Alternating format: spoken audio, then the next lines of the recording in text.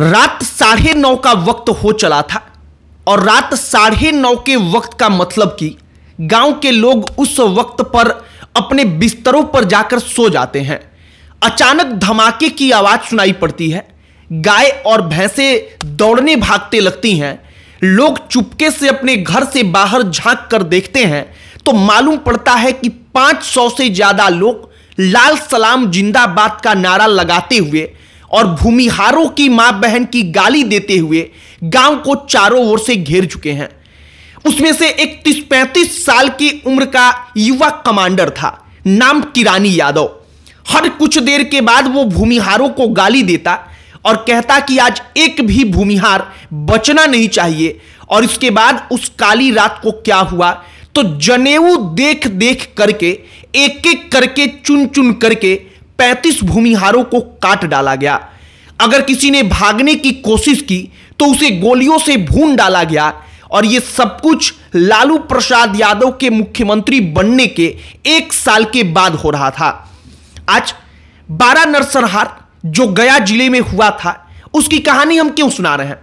क्योंकि दैनिक भास्कर ने इस पर एक विस्तृत रिपोर्ट प्रकाशित की है और इस पर बात करना हमने इसलिए जरूरी समझा क्योंकि भूमिहार जो कथित तौर पर शोषक वर्ग भी बना रहा, लेकिन उन भूमिहारों के साथ क्या हुआ और वो करने वाले कौन लोग थे, हमने सोचा कि जरा इसके बारे में आपको जानकारी दी जाए। यह महत्वपूर्ण है कि इतिहास में क्या हुआ है आप उसको याद रखें और सही आकलन कर पाएं। पूरी की पूरी कहानी आपको आगे बताएंगे, लेकिन आगे बातचीत करने से पहले हमारा नमस्कार स्वीकार करिए। हमारा नाम मोहित कुमार सिंह है। 12 के उस गांव के बारे में दैनिक भास्कर अपनी रिपोर्ट में लिखता है कि जो किरानी यादव था, एमसीसी का युवा कमांडर, उससे एक व्यक्ति कहता है कि सारे के सारे भूमिहार सब ना जाने कहां छुप गए हैं, कोई दिख ही नहीं रहा है, सब पर गोली चलाना शुरू कर दे क्या? किरानी यादव कहता है कि तुम पागल हो गया है क्या? कितनी बार तुमको कहे हैं कि अगर ऐसे गोली चलाएगा तो भूमिहारों के साथ साथ अपने लोग भी मारे जाएंगे। अपने लोग कौन?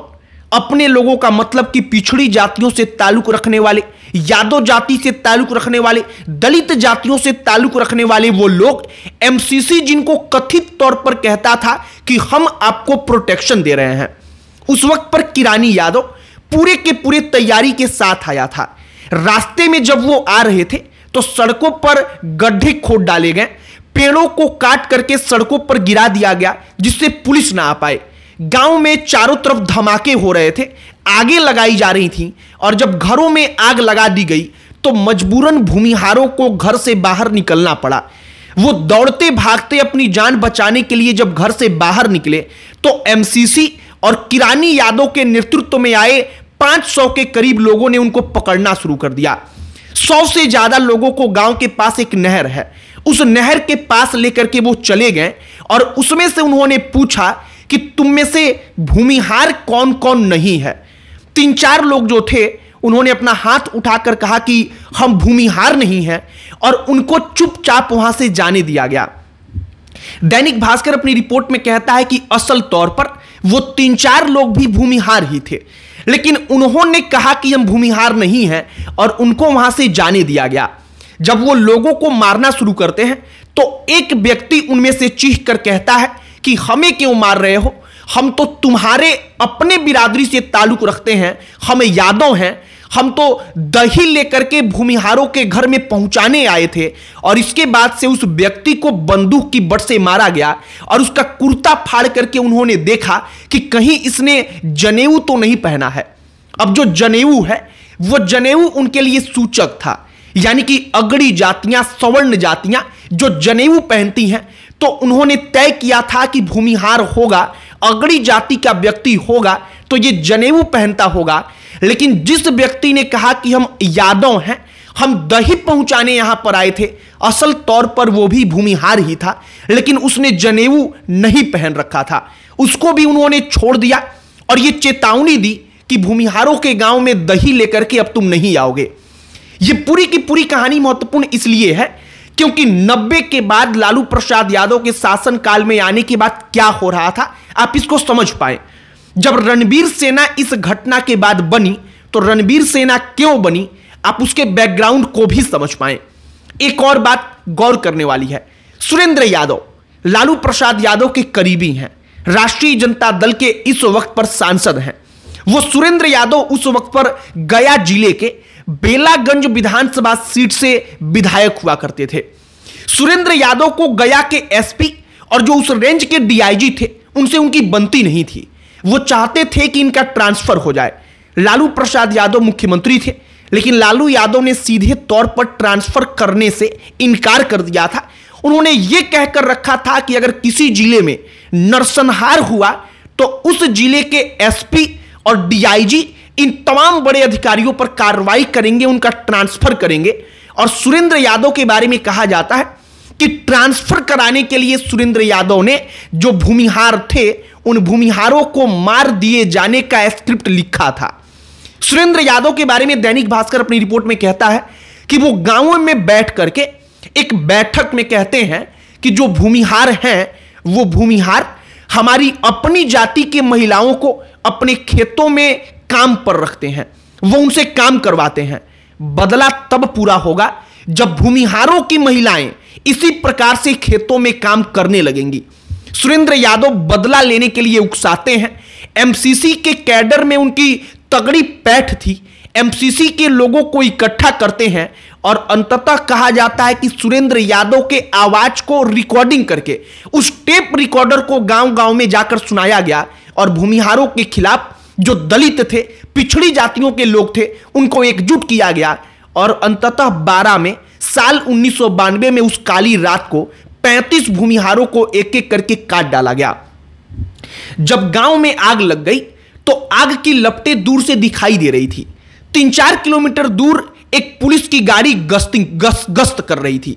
जब पुलिस वालों को आग की लपटें दिखाई दी तो पुलिस वाले गांव की तरफ दौड़े, लेकिन रास्ते में मालूम चला कि रास्ता खोद डाला गया है, रास्ते पर पेड़ों को काटकर गिरा दिया गया है। और इसके बाद से अपने वायरलेस के जरिए एसपी को खबर दी गई कि गांव में नक्सलियों का हमला हो गया है, चारों तरफ धमाके हो रहे हैं।